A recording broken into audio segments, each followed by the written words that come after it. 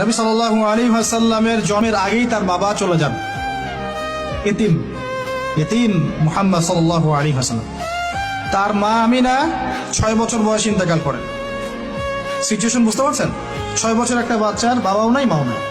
তার দাদা Abdul Muttalib তাকে সাথে রাখেন, খুব আদর করেন, খুব মহব্বত করেন, যেখানে যান সাথে করে নিয়ে যান। তিনি নেতা মানুষ, তার পাশের চেয়ারে তাকে বসতে দেন, বলেন আমার এই নাতি একদিন সাইয়্যেদ হবে, নেতা হবে, এই কথা বলেন। তিনি ইন্তেকাল করলেন 8 বছর বয়স। তারপরে দায়িত্ব পেলেন চাচা আবু তালেব। নাম কি? এই 8 বছর বয়স থেকে নিয়ে নবী সাল্লাল্লাহু আলাইহি ওয়াসাল্লাম নবী হয়েছেন 40 বছর বয়সে, আর মক্কায় ছিলেন 13 বছর, প্রায় 53 বছর। প্রায় 53 বছর পর্যন্ত, 8 থেকে 53 বছর পর্যন্ত, এই যে লম্বা সময় চাচা আবু তালেব নবী সাল্লাল্লাহু আলাইহি ওয়াসাল্লামকে পাহাড়ের মতো প্রোটেক্ট করেছেন, পাহাড়ের মতো। পাহাড়ের পিছনে আপনি দাঁড়ালে কি বাতাস লাগবে? এভাবে তিনি প্রোটেক্ট করেছেন নবী সাল্লাল্লাহু আলাইহি ওয়াসাল্লামকে। তার সন্তানদেরকে যা খাওয়াতেন তার চেয়ে ভালোটা নবীকে খাওয়াতেন সাল্লাল্লাহু আলাইহি ওয়াসাল্লাম।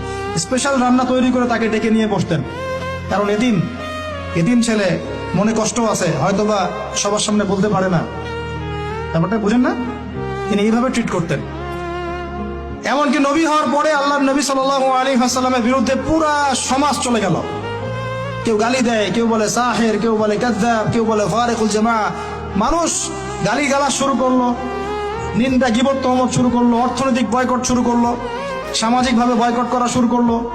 এমন কোনো অত্যাচার নাই যা নবী সাল্লাল্লাহু আলাইহি ওয়াসাল্লামকে করা হয় নাই। বুঝতে পারছেন কথা? এইরকম একটা সিচুয়েশনেও চাচা আবু তালেব তিনি বলছেন, তারা তোমার দিকে আসতে পারবে না দলে দলে যতদিন আমি আবু তালেব দাফন হচ্ছি না মাটির তলে।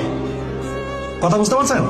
তারা তোমার দিকে আসতে পারবে না দলে দলে যতদিন আমি আবু তালেব দাফন হচ্ছি না মাটির তলে। এইরকম মানুষ চাচা আবু তালেব। মানে আমরা যারা এখানে উপস্থিত আছি, বাংলাদেশে 16 কোটি মুসলমান, সারা বিশ্বের যে এত কোটি মুসলমান, তার মধ্যে বেশিরভাগ মানুষ, এই বেশিরভাগ মানুষকে যদি আপনি এক পাল্লায় রাখেন, চাচা আবু তালেবের অবদানটাকে আরেক পাল্লায় রাখেন, ওই পাল্লা ভারী হবে ইনশাআল্লাহ। কিন্তু শেষ পর্যন্ত চাচা আবু তালেব কালিমা লা ইলাহা ইল্লাল্লাহ করতে পারলেন না। কথা কি বুঝতে পারতেছেন ভাই? নবী সাল্লাল্লাহু আলাইহি ওয়াসাল্লাম বারবার বলতেছেন, চাচা খালি একটাবার কালিমা পড়েন, আমি আল্লাহর কাছে আপনার জন্য সুপারিশ করবো, আমি আপনাকে জান্নাতে নিয়ে যাবো, আমি আপনাকে জান্নাতে নিয়ে যাবো। চাচা খালি একটাবার সাক্ষ্য দেন, শাহাদা দেন, হলো না। হাদিসের মধ্যে আসছে চাচা আবু তালেবকে জাহান্নামের সবচেয়ে উঁচু স্থানে রাখা হবে, যেখানে তার পায়ের গোড়ালি বা টাকনু পর্যন্ত আগুনে পুড়বে, এতেই তার মগজ টকবক করে ফুটতে থাকবে। নাউযুবিল্লাহ। নবী সাল্লাল্লাহু আলাইহি ওয়াসাল্লাম বলেছেন, আমি যদি না থাকতাম তাহলে আমার চাচাকে আরো নিচে রাখা হতো। এত কিছু করার পরেও ইসলাম কবুল না করার কারণে এই অবস্থা হলো। এখন কি ভাই আপনি আমি বুঝতে পারছি যে আল্লাহ পাক যে আমাদেরকে বিনা জিজ্ঞাসাবাদ করেই মুসলিম পরিবারে জন্ম দিয়েছেন, আল্লাহ পাক আমাদের উপর কত রহম করেছেন, আমাদের কত কৃতজ্ঞতা স্বীকার করা উচিত।